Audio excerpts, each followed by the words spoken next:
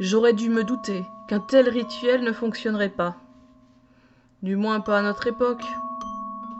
Ce jour-là, je décidai encore de me coucher de bonne heure. Ces derniers jours, je me sentais incapable de tenir la cadence que j'avais adoptée jusque-là. En réalité, je dormis plus longtemps qu'il ne m'avait semblé. 2 jours entiers. Je l'appris de la bouche d'un ami qui avait tenté à plusieurs reprises de me contacter. Je décidai de prendre l'air et d'aller me promener en ville. J'étais restée trop longtemps enfermée. Cela me rendait anxieuse et irritable.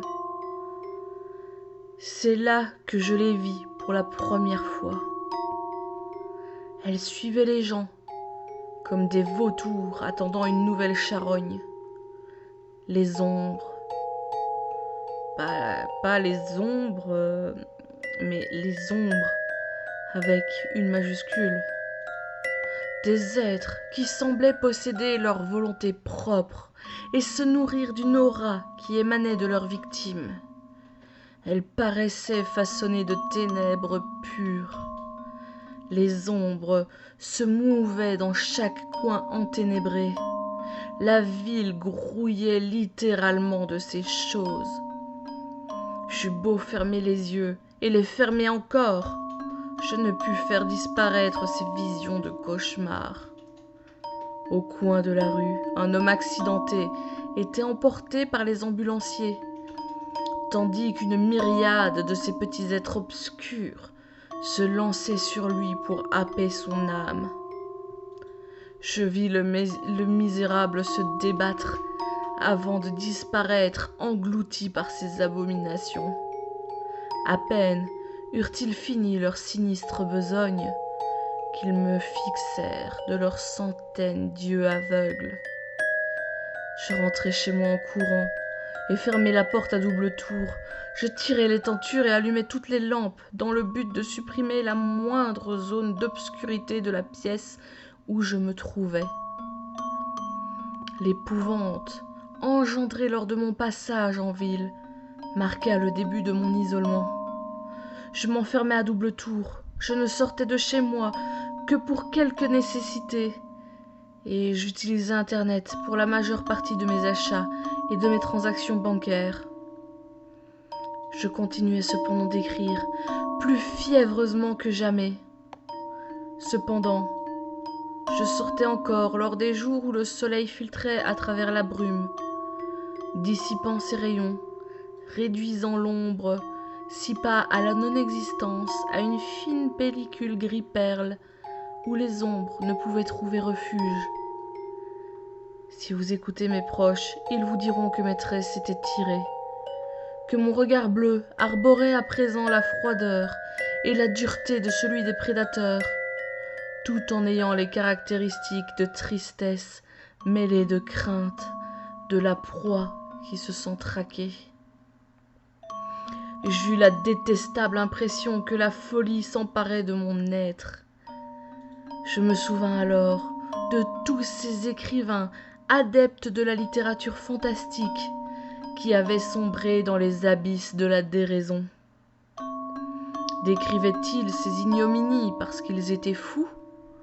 Ou étaient-ils déments car ils avaient eu accès à une vérité qu'ils n'auraient jamais dû connaître ?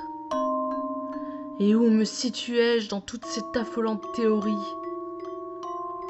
Tandis que les questions sur ma santé d'esprit se bousculaient dans ma tête, je remarquai qu'une enveloppe jaunie se trouvait de nouveau au milieu des factures habituelles. Machinalement, je regardai le calendrier. Le 26 septembre. Ce n'était pourtant pas une date symbolique dans les calendriers païens. À quoi pouvait bien correspondre cette date ? J'entaillai le papier et je pris la lettre. Elle était datée du 23 septembre 1937.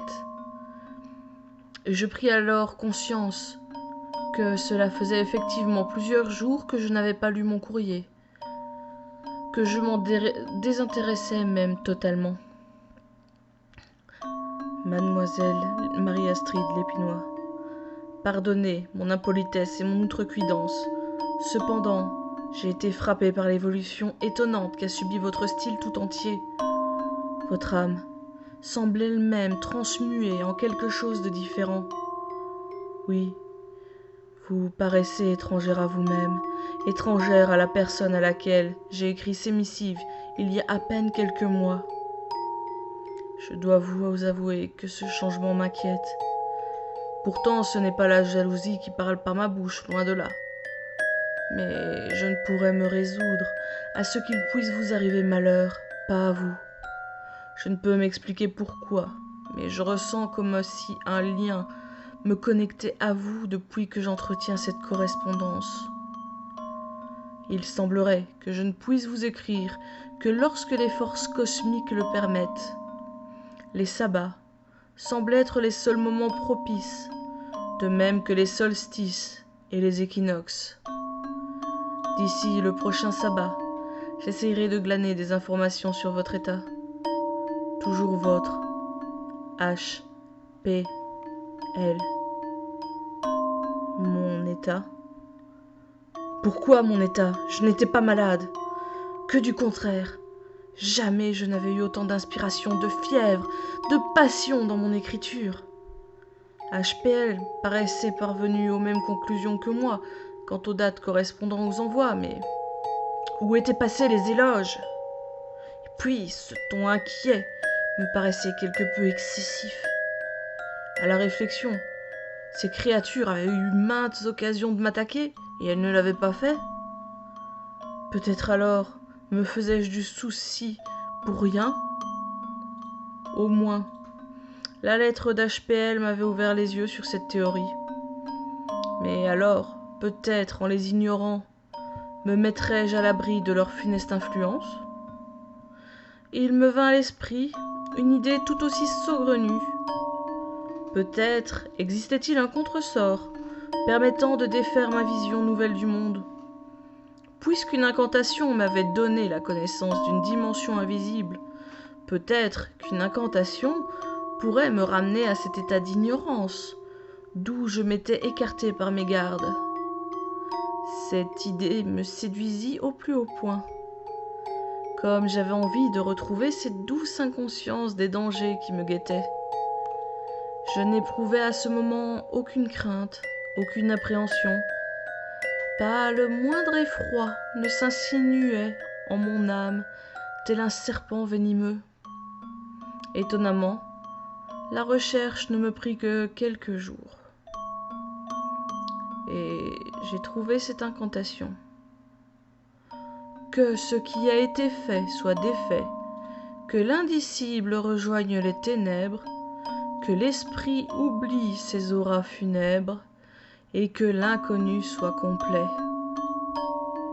Lorsque je prononçai les paroles salvatrices, je sentis un étrange picotement, assorti d'un frisson, parcourir tout mon être, partant de la pointe des pieds et remontant tout le long de mon échine.